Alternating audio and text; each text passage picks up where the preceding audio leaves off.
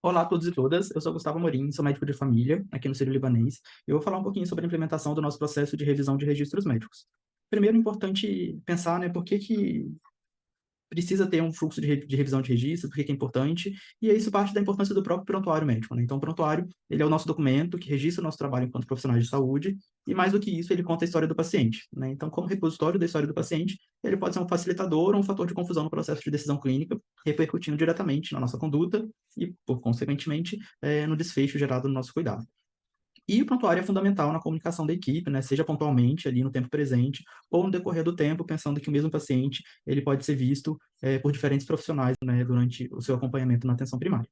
Nossas expectativas iniciais eram de, primeiro, fazer um diagnóstico, olhar para os nossos registros realizados, entender quais são os pontos de atenção, e entender, a partir daí, o que a gente gostaria de garantir de uniformidade na completude dos dados. Quais dados seriam importantes estarem presentes no prontuário, né, qual a disposição disso, o que seria importante de pensar tanto em relação ao registro médico, quanto ao nosso prontuário eletrônico, né, o que poderia ser melhorado para garantir essa melhor visualização e registro das informações.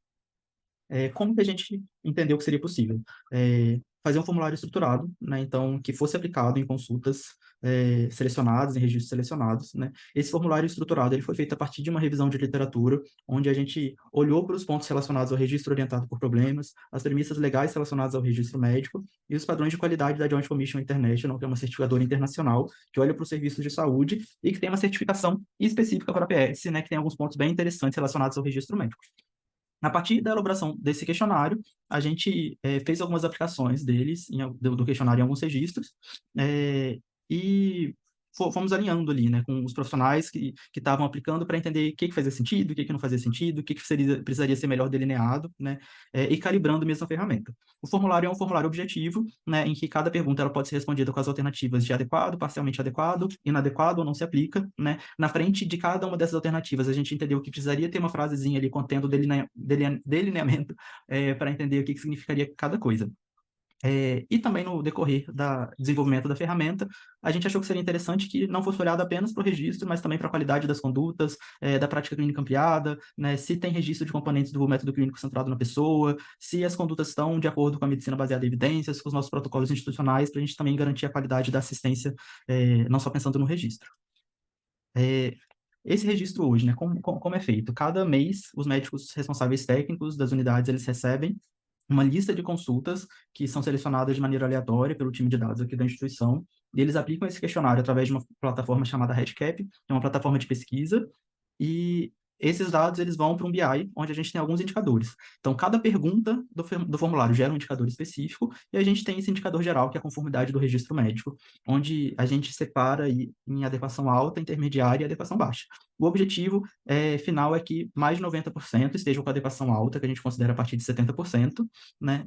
E a gente monitora isso mensalmente para poder estar acompanhando o que está tendo de melhoria, o que é de ponto de atenção.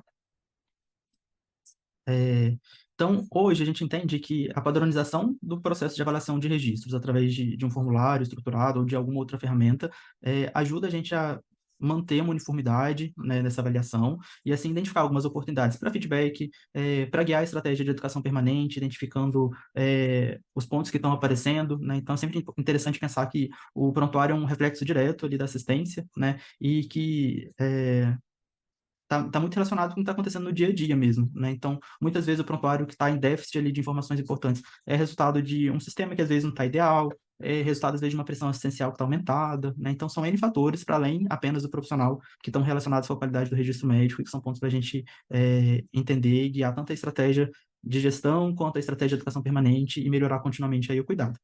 Então, por isso é um processo super importante, né? É muito interessante ver os resultados que a gente vai colhendo, né, a partir dessas informações, tanto do ponto de vista de formação profissional, melhora do registro, os próprios avaliadores, eles contam que seus registros melhoraram muito a partir do momento que eles estavam avaliando o registro de outras pessoas, né? Então, é um processo bem interessante, a gente fica bem feliz de ter isso estruturadinho de forma mais sistemática e organizada. Então, basicamente é isso que é a nossa experiência. Muito obrigado pela atenção, um abraço para todo mundo.